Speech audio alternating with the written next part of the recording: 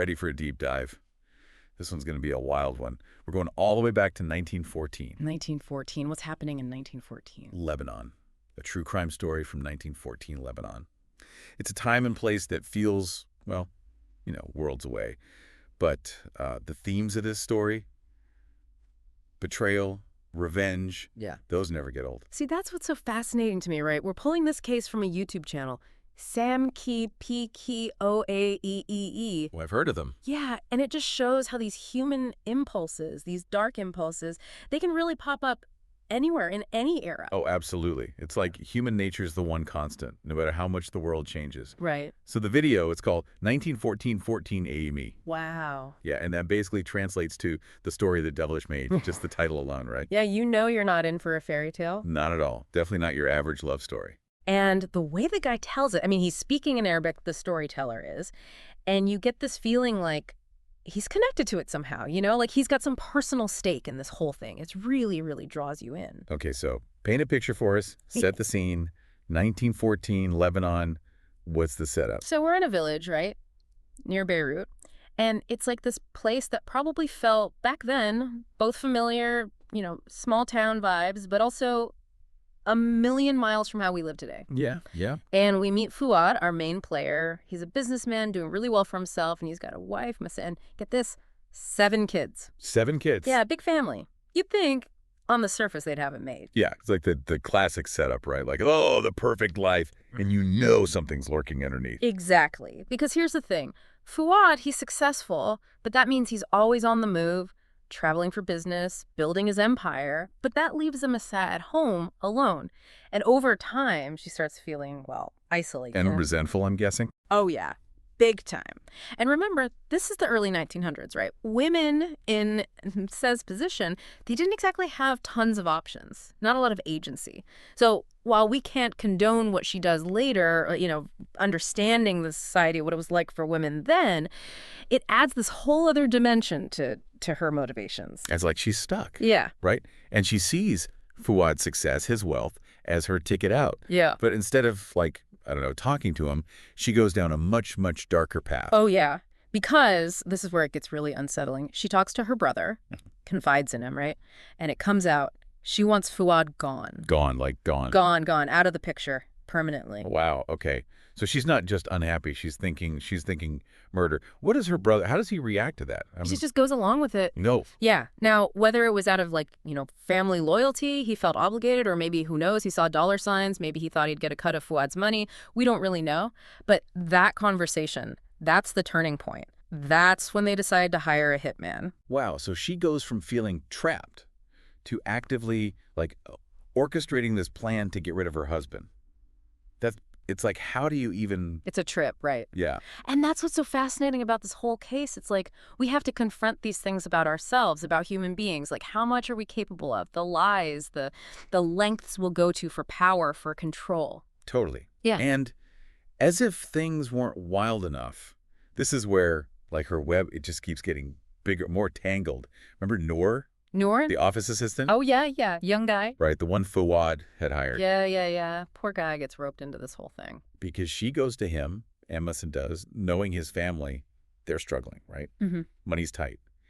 And she dangles this, life-changing amount of money in front of him. Oh, so manipulative. Right. But she's not stupid. She doesn't tell him the whole plan, does she? No. She's way smarter than that. She just asks him to find someone who can take care of a problem. Yeah, preying on his desperation, right?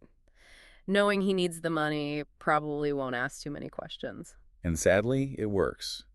Poor Noor. He thinks that this is his family's ticket out, their only shot. He sets off this whole chain reaction. And he has no idea what he's getting into. No idea. He becomes the link between Mesay and, the underbelly, the criminal underworld. So we're talking serious criminal underworld now, right? Yeah. What kind of character does Noor stumble upon in this world? He finds Mohammed. This guy's the real deal. A known criminal. I mean, you wouldn't want to run into him in a dark alley. Let's put it that way. He's definitely not someone you want knocking on your door. Right. And I'm guessing negotiating with a hardened criminal wasn't something they taught Noor in school. Not exactly. But what's interesting is Mohammed, he's surprisingly straightforward about the whole thing. No moral crisis or anything. For him, it's just business. Another day at the office, huh? Except knowing Mohammed, I doubt this job comes cheap. Oh, not at all. Mohammed knows his worth. Up front, of course, he demands a hefty sum, standard hitman rates. But then he's got this whole other list. It's almost like he's, I don't know, filing an expense report. Wait, really? Itemizing a murder? Pretty much. He makes Masat pay for everything. And I mean everything. The gun, obviously. But also, we're talking the rental car, the gas. Wow. Talk about adding insult to injury. Yeah. And she just agrees to all of this. Apparently. It's like she's so focused on getting Fawad out of the picture, these extra costs are, I don't know, just a rounding error? I guess when you put it like that. Yeah. But still, Yeah. you have to wonder what's going through her head, right? Like, how cold can someone be planning a murder with this much, what's the word? Attention to detail. It's chilling. It's like she's so sure of herself, convinced that she's in the right, that it justifies everything. Really scary. So the plan's in motion, the hitman's hired, expenses paid, everything's set for tragedy. Hmm. This is where it all goes down, right? This is it. And true to form, Mohammed, he picks his moment.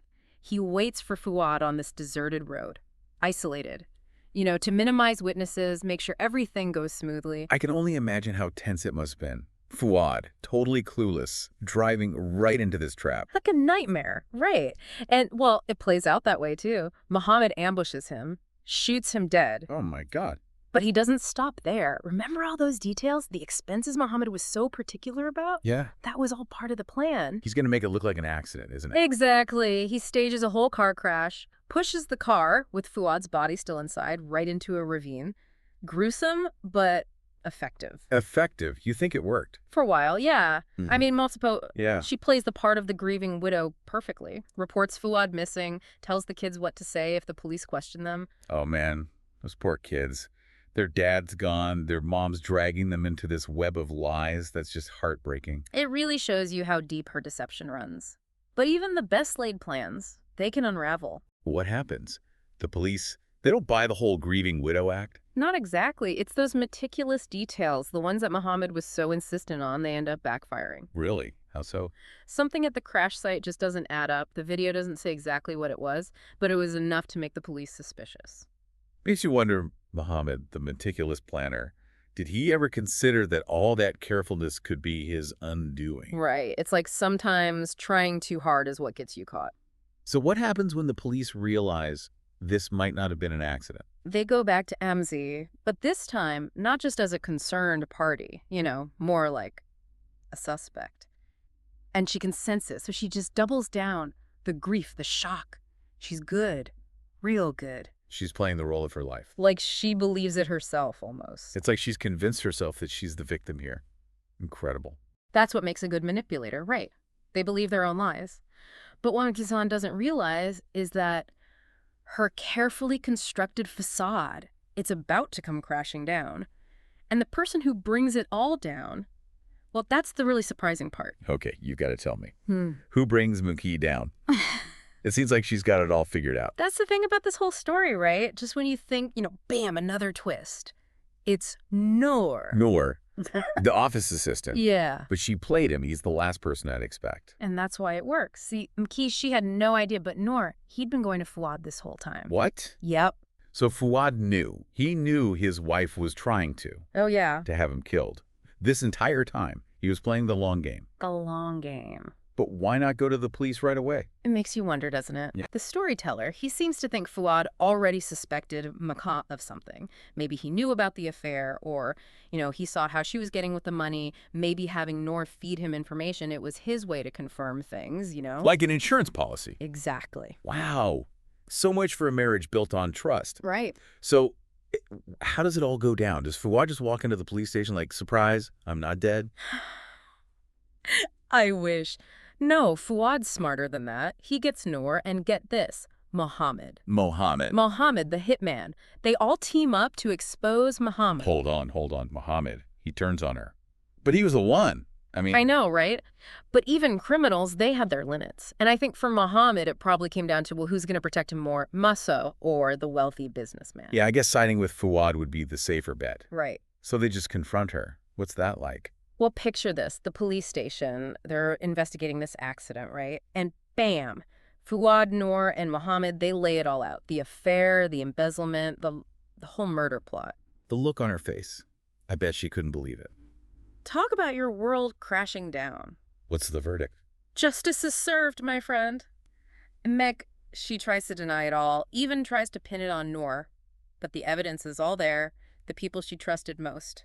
They brought her down. She gets 17 years. 17 years. That's a long time. It is. You know what gets me about this whole story? The storyteller doesn't just end it there. He connects this case to other stories of betrayal and greed. It's like he's saying, this isn't just some isolated incident. This is human nature. It makes you think twice about who you trust, that's for sure. It's like, how well do you really know anyone? Right. And what are we capable of when we think we can get away with it? That's the question, isn't it? Well, this has been quite the deep dive, proof that sometimes truth is stranger than fiction. Thanks for joining me on this one. Until next time, keep asking questions.